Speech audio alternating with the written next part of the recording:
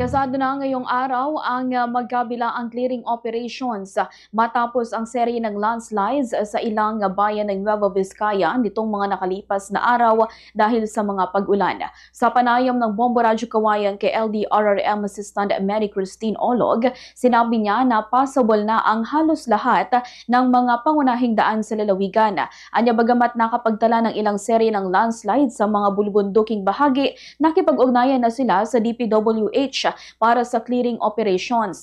Sa kasalukuyan, one-lane passable lamang ang mga kalsada sa Imugan at Barakbak sa Santa Fe, Castillo to Villa Vieja to Bambang Road sa Cayapa, habang not possible naman ang bahagi ng provincial road sa Aritao na nakatakda na ring isailalim sa clearing.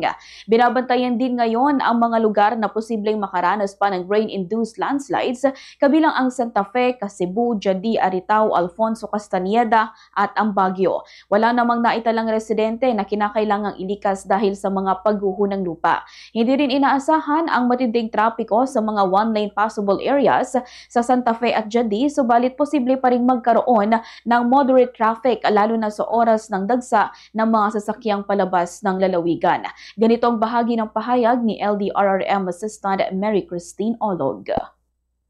Sa lahat po ng ating mga tagapakinig na laging bumabiyahe, iwasan na lang po natin ang dumaan sa mga hazard-prone na areas as much as possible, or kaya naman magbiyahe tayo na hindi masyadong maulan. Sa atin naman pong mga constituents within the Vizcaya at kahit sa iba pong probinsya, lagi po nating abangan ang mga